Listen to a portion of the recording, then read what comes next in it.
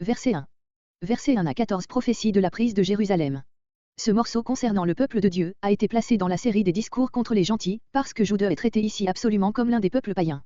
Ésaïe ne mêle aucune consolation à l'annonce du châtiment. Le peuple est réellement descendu au niveau des païens, par la légèreté profane et l'endurcissement dont il vient de donner des preuves au milieu des circonstances les plus graves, voire plus bas. Cette prophétie présente des difficultés inextricables, si l'on y voit, comme cela se fait généralement l'annonce de l'invasion de Sentchérib.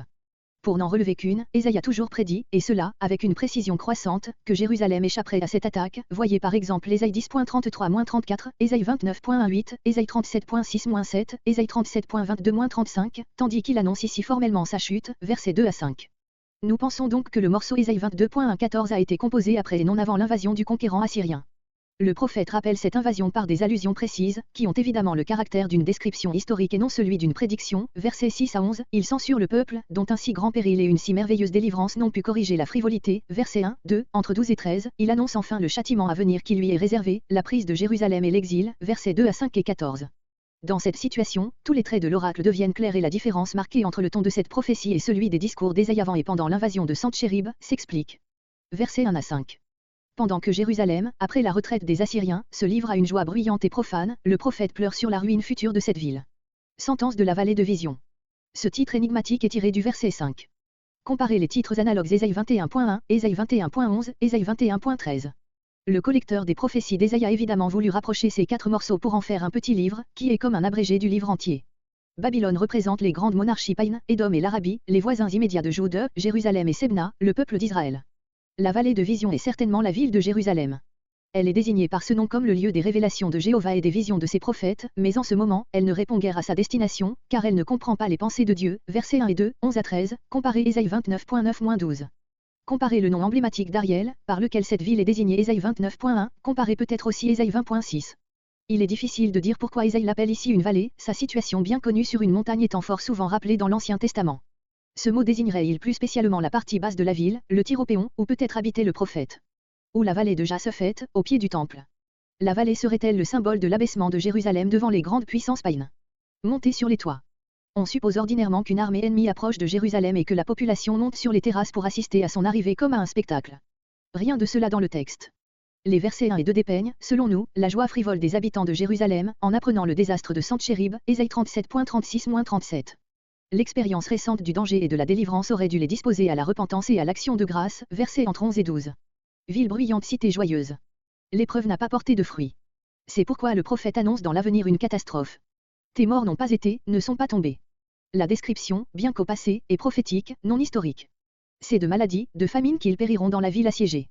Comparez Lévitique 26.25, voir l'accomplissement, lors du siège de Jérusalem par les Chaldéens, 2 Rois 25.3, Jérémie 52.6, Lamentation 1.19-20, etc.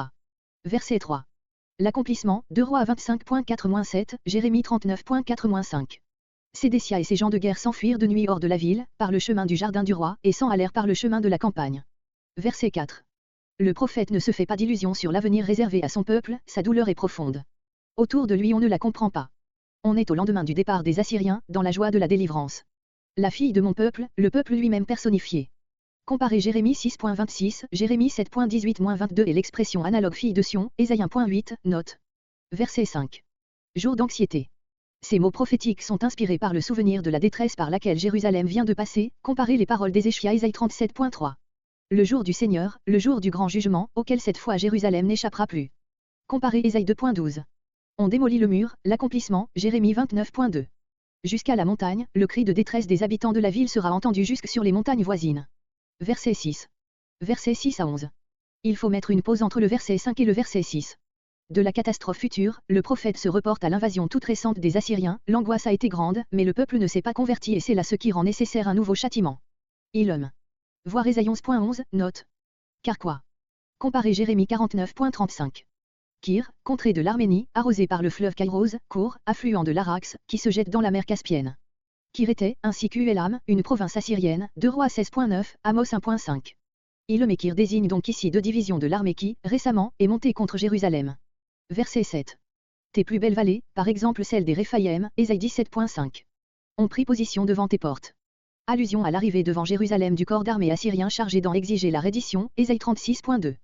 Verset 8.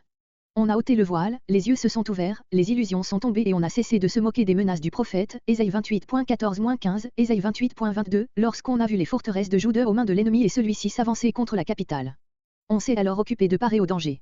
Le palais de la forêt, édifice en bois de cèdre, construit par Salomon à Jérusalem et où ce prince avait exposé ses armes de prix, 1 Roi 7.2, 1 Roi 10.17. Verset 9.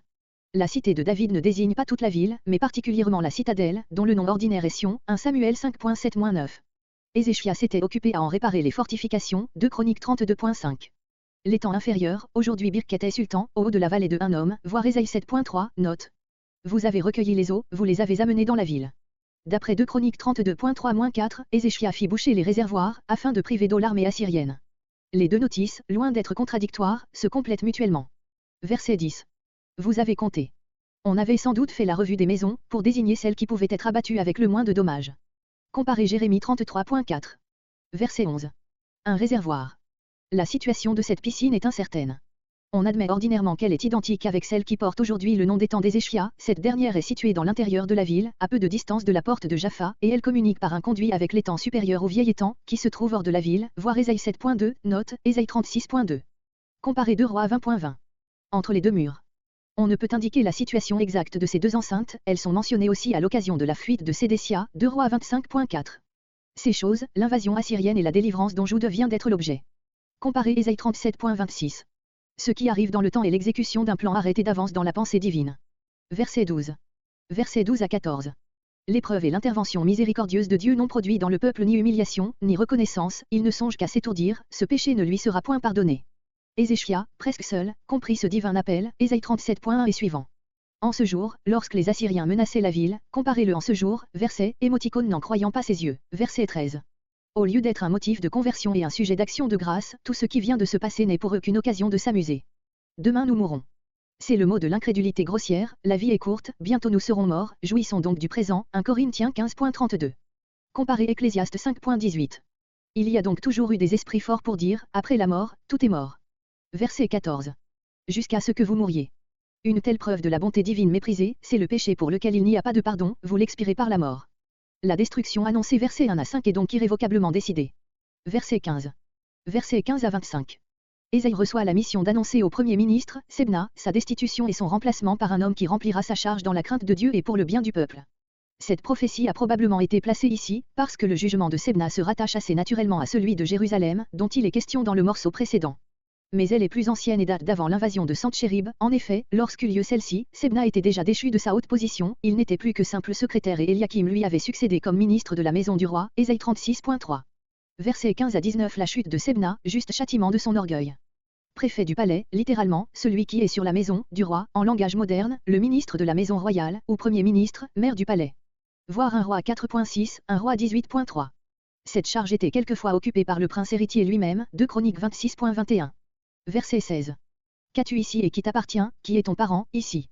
Ces mots désignent évidemment Sebna comme un étranger et un parvenu. Son nom fait supposer qu'il était syrien, peut-être Achaz l'avait-il ramené avec lui de Dama, 2 Rois 16.10 et suivances. Ésaïe dénonce souvent l'influence pernicieuse de l'étranger, Ésaïe 2.6, Ésaïe 17.10. De ce qui est dit versets entre 20 et 21, on doit conclure que l'administration de Sebna était dure pour le peuple et qu'il appartenait, peut-être en était-il le chef, au parti de l'alliance égyptienne, si vivement combattu par Ésaïe comme une infidélité envers Dieu, voir chapitre entre 30 et 31. En un lieu élevé, sans doute sur Sion, où se trouvaient aussi les tombeaux des rois, 1 Roi 2.10, 2 Chroniques 32.33. Verset 18. Les images par lesquelles Ésaïe dépeint la chute de Sebna, sont toutes empruntées au jeu de boules. L'Éternel l'élève en l'air, puis le fait tourner, enfin l'envoie rouler au loin sur la plaine. Le pays éloigné où il sera exilé et ira finir ses jours, est la Syrie. Ô toi, la honte. Il a déshonoré la maison royale par sa mauvaise administration et peut-être aussi en se permettant de se construire un tombeau à côté de ceux des rois. La prophétie a été partiellement accomplie déjà avant l'arrivée des Assyriens, par la destitution de Sebna. Nous ignorons à quelle époque elle l'a été plus complètement.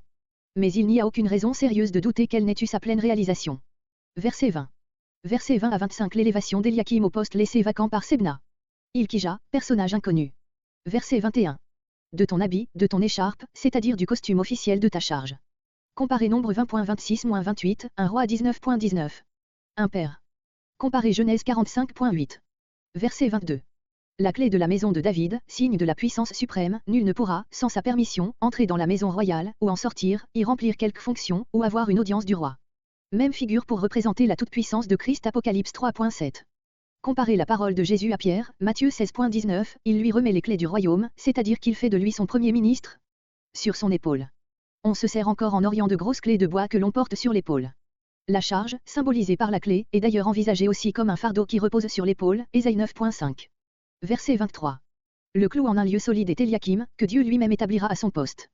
Un trône de gloire. Il sera l'honneur de sa famille, comme un siège de luxe fait la gloire d'un appartement. Sa race et sa descendance.